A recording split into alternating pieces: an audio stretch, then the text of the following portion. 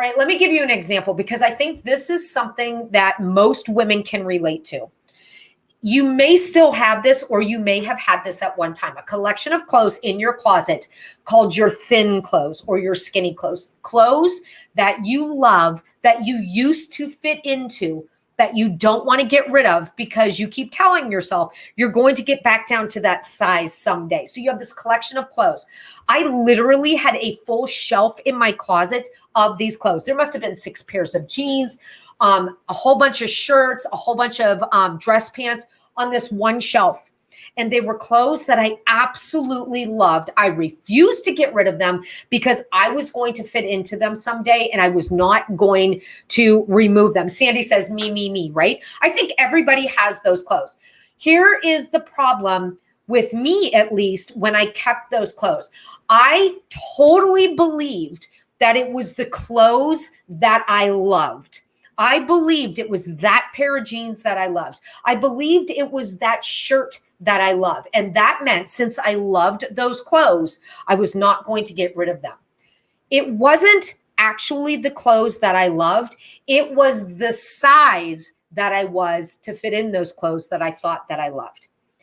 I thought it was the skinny that made me happy. I thought it was the thinner version of me now that I really enjoyed. And therefore, keeping those clothes reminded me of where I wanted to be so that I could wear those clothes. I finally had to get real with myself and let those clothes go. I mean, it had been years.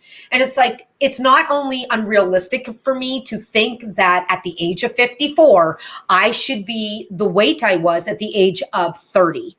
It not only was unrealistic, it wasn't healthy of me to do that to myself. And it wasn't fair. It wasn't fair to put that visual reminder that I'm failing because I'm not losing the weight I need to lose to wear those clothes again.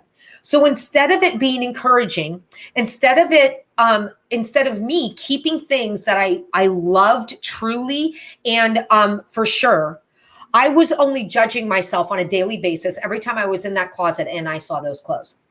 So I finally, this was probably 2 or 3 years ago, I took those clothes and I got rid of them. Now, I didn't go cold turkey. Shame on me for this, but I put them in a maybe box. And a maybe box is a temporary place to put anything you're not quite sure you're ready to permanently let go of. So I took all of those skinny clothes. I put them in a box. It was a really big box. I dated it.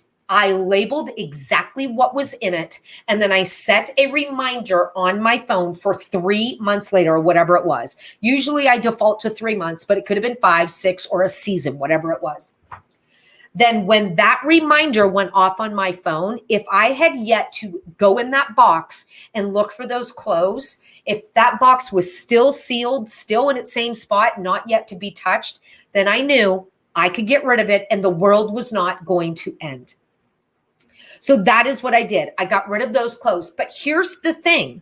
This side effect bonus points positive reaction happened when I removed those clothes from my closet. I now had more room in my closet to see my new favorite clothes, my new pieces that I love to wear because they felt so comfortable, that looked really, really good on me, and it made me happy to have them on. Things that didn't scratch, didn't itch. They were just my new clothes that I absolutely loved. And guess what? They were my new clothes that absolutely fit me. So sometimes you have to rip off that Band-Aid, temporarily remove something, and allow yourself that time to get used to the idea to those items being gone before you permanently remove them.